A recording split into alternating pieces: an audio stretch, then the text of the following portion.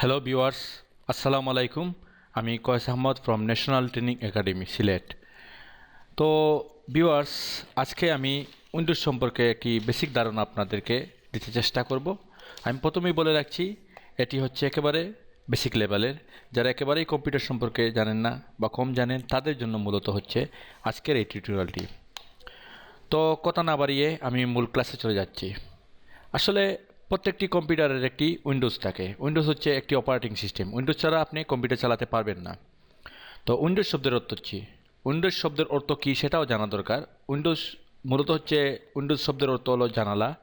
Windows operating সিস্টেমে প্রত্যেকটি programme আলাদা আলাদা ফ্রেমে আবদ্ধ স্ক্রিনে একটি অংশে চলে, তাই প্রোগ্রামটির নাম করা হয়েছে উইন্ডোজ। এই অপারেটিং সিস্টেম অর্থাৎ উইন্ডোজগুলো তার সমমানের কম্পিউটার সময় ব্যবহার করা হয়। এটি তৈরি করা হয়েছে মাইক্রোসফট পৃথিবীর একটি সর্ববৃহৎ সফটওয়্যার কোম্পানি। তো উইন্ডোজ চালানোর জন্য আপনাকে একটি স্বয়ংসম্পূর্ণ কম্পিউটার আপনার থাকতে হবে। সেই কম্পিউটার অপারেটিং সিস্টেম উইন্ডোজ থাকতে হবে। উইন্ডোজ বিভিন্ন ধরনের হয়ে থাকে। উইন্ডোজ এক্সপি 7, 10 বিভিন্ন ধরনের হয়ে থাকে। তো উইন্ডোজ সম্পর্কে আমরা জানলাম, এবারে চলে যাই মূল পর্বে। তো উইন্ডোজের স্ক্রিন পরিচিতি সম্পর্কে আপনাদের জানা অবশ্যই আবশ্যক। স্ক্রিন পরিচিতি হচ্ছে, দেখুন বাম দিকে যে সব দেখতে পাচ্ছেন এরকম, এগুলো হচ্ছে আইকন, এক একটা আইকন, ঠিক আছে, এক একটা আইকন। এগুলো মাই কম্পিউটার একটি আইকন, তারপরে হচ্ছে নিউ ফোল্ডার, সবগুলো হচ্ছে একটা একটা আইকন, ঠিক আছে। এইগুলো হচ্ছে বিভিন্ন ধরনের আইকন। তারপরে টোটাল এরিয়াটা হচ্ছে ডেস্কটপ এরিয়া। এই টোটাল এরিয়াটা হচ্ছে ডেস্কটপ এরিয়া। এখানে আপনার মনিটর স্ক্রিনে যা দেখতে পাবেন টোটালটা হচ্ছে ডেস্কটপ এরিয়া। তারপরে বাম দিকে দেখুন স্টার্ট বাটন রয়েছে। স্টার্ট বাটনটি হচ্ছে, স্টার্ট বাটন থেকে বিভিন্ন প্রোগ্রামে যাওয়ার জন্য আপনি এখানেই মূলত ক্লিক করতে হবে। তারপর হচ্ছে এই যে বারটি দেখতে পাচ্ছেন, এই বারটি স্টার্টের পর থেকে শুরু করে একেবারে টাইম ইন্ডিকেটর যে বারটি রয়েছে, সেই বারের মধ্যখানের যে অংশটি রয়েছে, সমস্ত বারটির নাম হচ্ছে টাস্ক বার। তারপর স্টার্ট বার তো আমি বললাম, তারপর টাস্ক বার, তারপরে হচ্ছে টাইম ইন্ডিকেটর বার। এখানে দেখুন টাইম ইন্ডিকেটর বারে বিভিন্ন বিষয় আছে, যেমন টাইম, ডেট, এগুলো প্রদর্শন করছে। তারপরে হচ্ছে টাইম ইন্ডিকেটর বারের পাশেই দেখুন সাউন্ড আইকন সহ আরও বেশ কিছু আইকন দেখা যাচ্ছে, সেগুলো হচ্ছে স্টার্ট আপ বার। আচ্ছা, তারপরে আসি আমি পরবর্তী বিষয়টা, ডেস্কটপ এরিয়াতে কীভাবে ফোল্ডার তৈরি করতে হবে। ডেস্কটপ এরিয়াতে ফোল্ডার তৈরি করে একেবারে সহজ একটি বিষয়। আপনি মাউসের ডান বাটনে ক্লিক করবেন। ডান বাটনে ক্লিক করার পরে যে মেনু প্রদর্শিত হবে, সেখান থেকে আপনি নিউ সিলেক্ট, তারপরে ফোল্ডার সিলেক্ট করে আপনি এন্টার, কিবোর্ডের এন্টার বাটন চাপ দিতে পারেন, অথবা মাউসের বাম বাটনে চাপ দেন। এভাবে একটি নিউ ফোল্ডার তৈরি করতে পারবেন। তারপরে এরকম একটি লেখা দেওয়ার সুযোগ থাকবে, তো আপনি সেই ফোল্ডারের নাম দিতে পারবেন আপনার ইচ্ছে অনুযায়ী। ধরেন আমি নাম দিলাম এনটিএ, ঠিক আছে, ইয়েস দিলাম। এই ফোল্ডারটি এখন এনটিএ নামে একটি ফোল্ডার তৈরি হয়ে গেছে ডেস্কটপে। তো ফোল্ডারটি কোথায় দেখতে হবে, এই দেখুন ফোল্ডারটি হচ্ছে এনটিএ এখানে। তারপরে আসেন কীভাবে ফোল্ডার ওপেন করা যায়। একটি ফোল্ডার ওপেন করার জন্য আপনি মাউসের ডান বাটনে ক্লিক করে ওপেন বাটন ক্লিক করতে হবে, অথবা নির্দিষ্ট ফোল্ডারের উপর রেখে ডাবল ক্লিক করতে হবে। এভাবে একটি ফোল্ডার ওপেন করতে পারেন। আমি আবার দেখাচ্ছি, দেখুন ফোল্ডারগুলো ওপেন করছি, ঠিক আছে, এইভাবে ফোল্ডার ওপেন করবেন। তারপরে হচ্ছে কীভাবে উইন্ডোজ থেকে বাইরে হওয়া যায়। উইন্ডোজ থেকে বের হওয়াটা হচ্ছে আপনার এই যে টোটালটা একটা উইন্ডোজ, এখান থেকে আপনি ক্লোজ, ঠিক আছে, এইভাবে আপনি বের হয়ে যাবেন।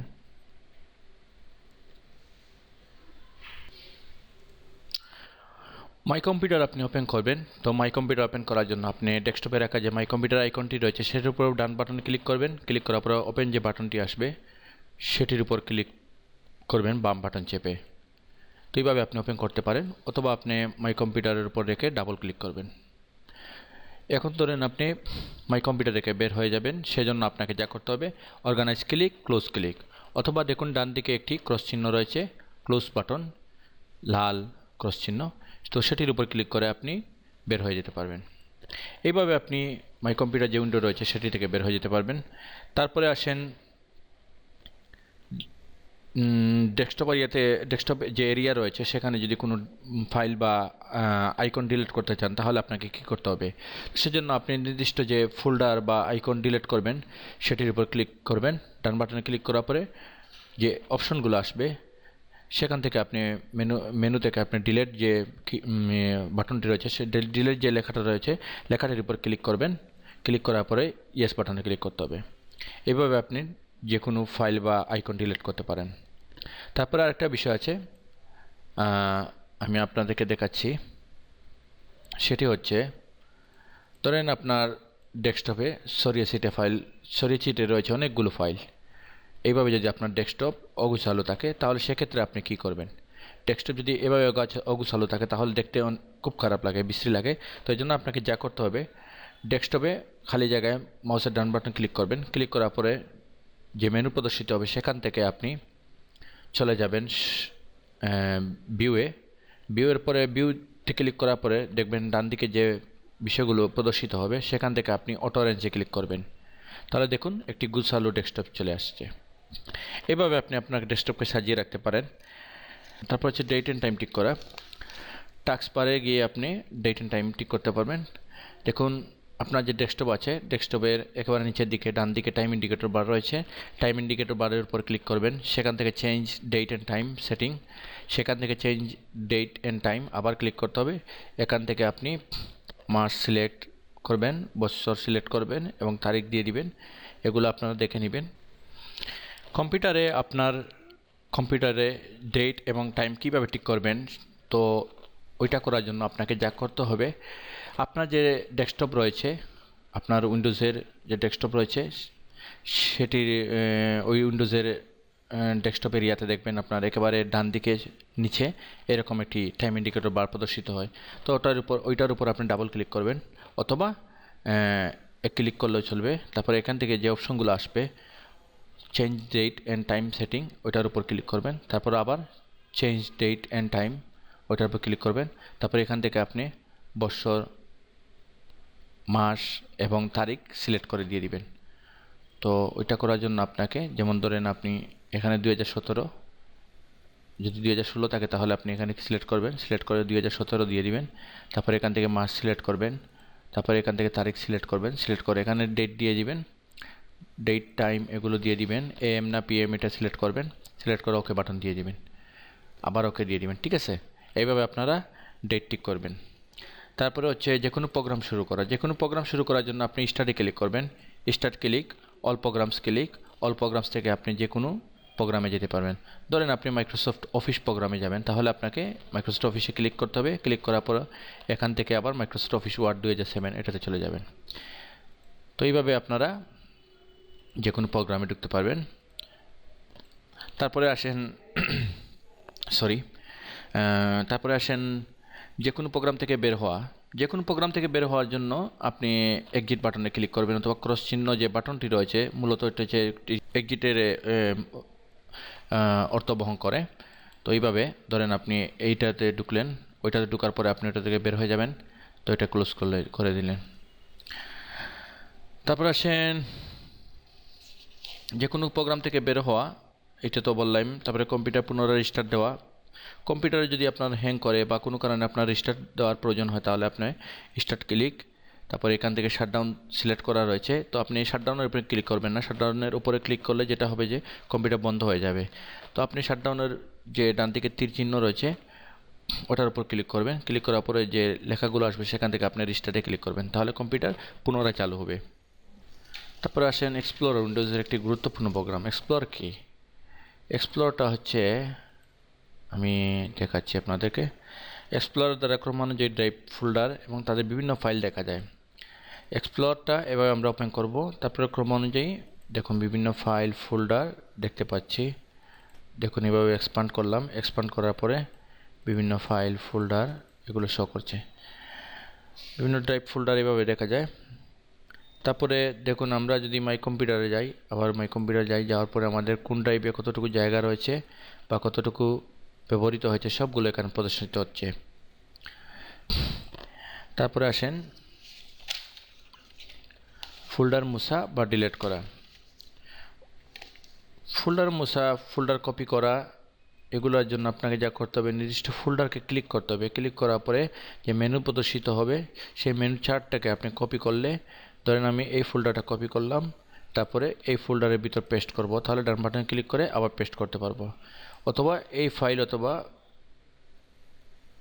ফোল্ডার যদি থাকে, এক্ষেত্রে আপনি ডিলিট করতে হলে ডিলিট বাটনে চাপতে হবে, ইয়েস বাটনে মারতে হবে।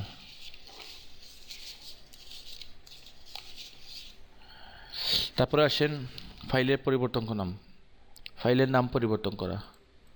ফাইলের নাম পরিবর্তন করার জন্য প্রথমে ফাইল সিলেক্ট করতে হবে। তো ফাইল সিলেক্ট করলাম, ধরেন এই ফাইলটার নাম পরিবর্তন করব। ফাইল সিলেক্ট করলাম, সিলেক্ট করার পরে রিনেম দেওয়ার পর ধরেন এই ফাইলটির নাম আমি পরিবর্তন করব, NTA গ্রাফিক্স, এইভাবে নাম পরিবর্তন করতে পারবো।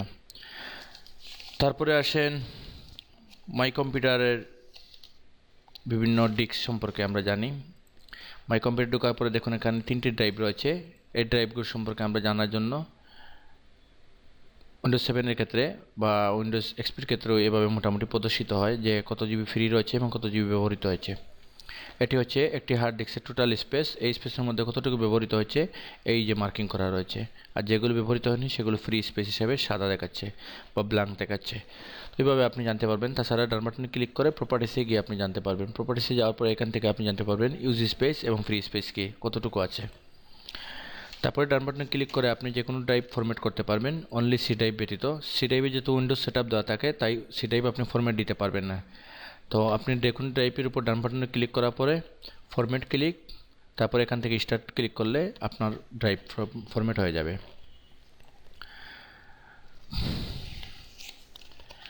ডিস্ক ফরম্যাট করার বিষয়টা আসলে খুব সেন্সিটিভ একটি বিষয়। আপনাকে যদি আপনার খুব বেশি প্রয়োজন না হয় তাহলে ডিস্ক ফরম্যাট করার প্রয়োজন নাই, কারণ ডিস্ক ফরম্যাট করলে আপনার অনেক জরুরি ফাইল চলে যাবে। আর যদি বিশেষ কারণে ভাইরাসজনিত কারণে বা অন্য কোনো কারণ রয়েছে ফরম্যাট করা, তাহলে ফরম্যাট করবেন, সেক্ষেত্রে আপনার প্রয়োজনীয় ফাইলগুলো অন্য কোনো জায়গায় স্থানান্তর করে নেবেন। তো এই জন্য আপনাকে যা করতে হবে ডান বাটনে ক্লিক করে কাট করে তারপর অন্য কোনো ড্রাইভে নিয়ে এগুলো পেস্ট করে দিবেন, ঠিক আছে। তারপরে হচ্ছে রিসাইকেল বিন কি। রিসাইকেল বিন হচ্ছে একটি রিসাইকেল বিনের বিষয়টা আমি একটু আলোচনা না করলেই নয়। সাধারণত আমরা কোনো ফাইল বা ফোল্ডার সমূহ প্রয়োজন অনুযায়ী এক্সপ্লোরার থেকে মুছে ফেলি। ধরেন এই ফোল্ডারটা আমি মুছে দিলাম। তো মুছাকৃত কোনো ফাইল বা ফোল্ডার এক্সপ্লোর উইন্ডো বা তালিকায় দেখা যায় না, কেননা ফাইলগুলি মুছা হয়েছে। তো যদি ধরেন আপনার ওই ফাইলগুলো আবার প্রয়োজন পড়ে, তাহলে এক্ষেত্রে আপনি রিসাইকেল বিন থেকে আবার ফেরত আনতে পারবেন। মূলত আমরা এই ফাইলটি যখন ডিলিট করব তখন এই ফাইলটি মূলত রিসাইকেল বিনে গিয়ে জমা হয়। তো সেখান থেকে মুছে দিলে একেবারে কম্পিউটার থেকে পড়ে যায়। তো ধরেন আপনার কোনো কারণে মনে হচ্ছে যে এই ফাইলটি আবার আপনার প্রয়োজন পড়বে, অথবা আপনি ভুলক্রমে ডিলিট করে ফেলেছেন, তাহলে আপনাকে আবার রিস্টোর বাটনে ক্লিক করতে হবে। রিসাইকেল বিনে চলে যাবেন। রিসাইকেল বিন চলে যাওয়ার পরে যে নির্দিষ্ট ফাইলটি আপনি ফেরত নিতে চান তার উপর ক্লিক করে রিস্টোর বাটনে ক্লিক করবেন। That's okay. তারপরে হচ্ছে রিসাইকেল বিন থেকে ধরেন আপনি স্থায়ীভাবে কোনো ফাইল মুছে দিতে চান না আপনি যে রিসাইকেল বিনে ওই ফাইলটা থাকুক না, কারণ সিকিউরিটির বিষয় আছে বা অন্য কোনো কারণে যে আপনি চাইছেন যে এটা কম্পিউটার থেকে একেবারে চিরতরে মুছে ফেলবেন, তাহলে এজন্য আপনাকে রিসাইকেল বিনে গিয়ে ডান বাটনে ক্লিক করে ডিলিট বাটনে ক্লিক করতে হবে। তারপর হচ্ছে find and search. Find and সার্চের বিষয়টা আমি বলি একটু ভেঙেই। ধরেন আপনার কম্পিউটারে অনেকগুলো ফাইল আছে, তো আপনি আসলে ওই ফাইলটি কোথায় রেখেছেন বা কোন ড্রাইভে রেখেছেন, কোন নির্দিষ্ট ফোল্ডারের ভিতরে রেখেছেন ওই ফাইলটি আপনার মনে হচ্ছে না। ধরেন আমি এই ফাইলটি সার্চ করতে চাই, NTA গ্রাফিক্স। তো NTA গ্রাফিক্স ফাইলটি আসলে আমি ধরেন কোনো কারণে ভুলে গিয়েছি, তো এই জন্য আপনাকে যা করতে হবে সার্চ করতে হবে। তো সার্চ করার বিভিন্ন ওয়ে রয়েছে, যেমন আমি মাই কম্পিউটার যদি ওপেন করি, ওপেন করার পরে আপনারা দেখতে পাচ্ছেন ডান দিকে এরকম একটি সার্চ বক্স রয়েছে। এইখান থেকে আমি সার্চ করলেও চলবে, আমি নির্দিষ্ট লেখাগুলো লিখবো, আমি এখানে পেস্ট দিয়ে দিচ্ছি সময় স্বল্পতার কারণে। দেখেন NTA গ্রাফিক্স চলে আসছে। অথবা আপনি স্টার্ট বাটনে ক্লিক করবেন, সার্চ প্রোগ্রামে গিয়ে এখানে NTA গ্রাফিক্স লিখলে চলে আসবে।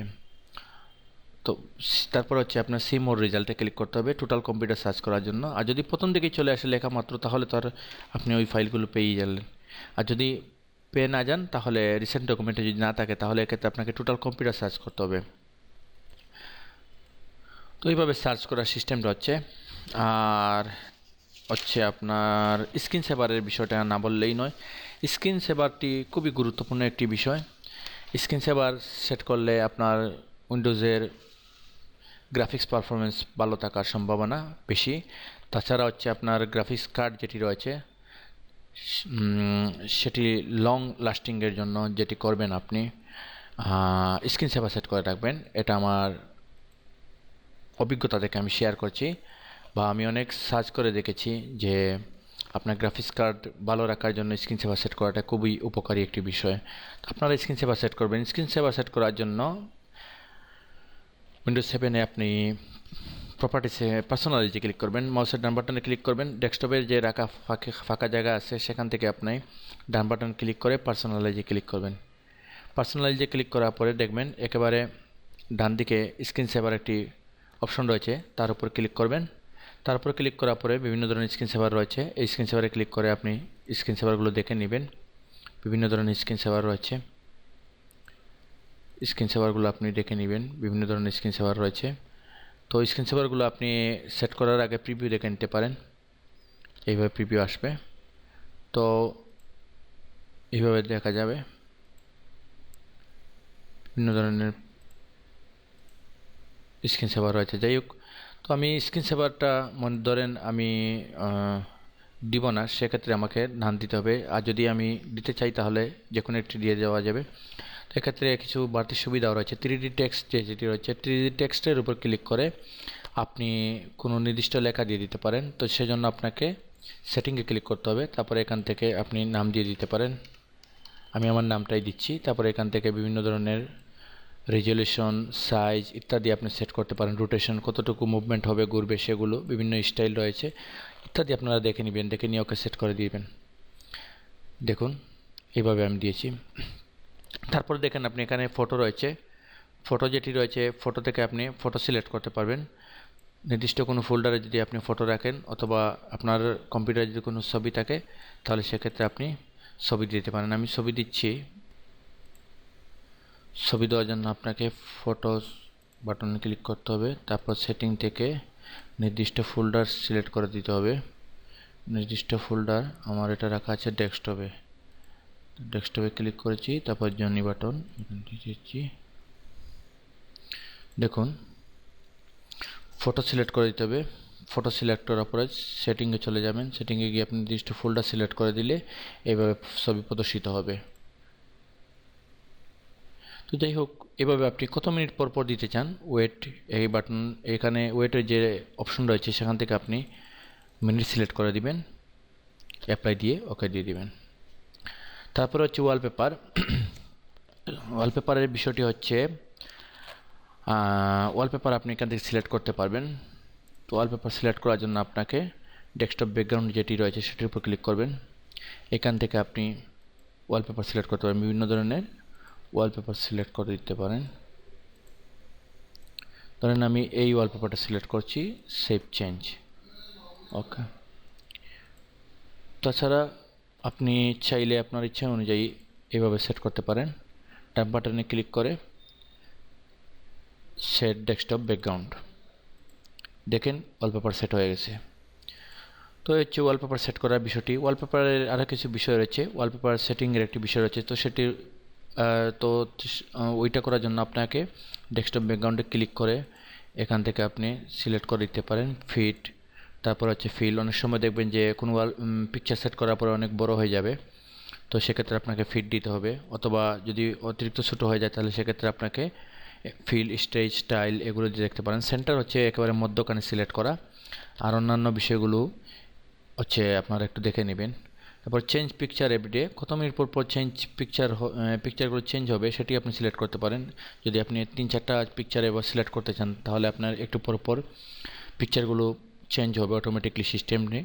তো আপনি এটা না করে আপনার চেঞ্জের যে সিস্টেম চাইলে করতে পারেন, আবার নাও করতে পারেন, এটা আপনার ইচ্ছার উপর নির্ভর করে। অথবা একটি পিকচার আপনি দিতে পারেন। আমি শুধু এই পিকচারটা সিলেক্ট করলাম, সেভ চেঞ্জ, ওকে। তো সবাইকে ধন্যবাদ। উইন্ডোজের বেসিক লেভেলের সকল বিষয়গুলো আমি আপনাদের সাথে শেয়ার করেছি। সবাইকে আল্লাহ হাফেজ জানিয়ে আজকের মতো বিদায় নিচ্ছি। আসসালামু আলাইকুম।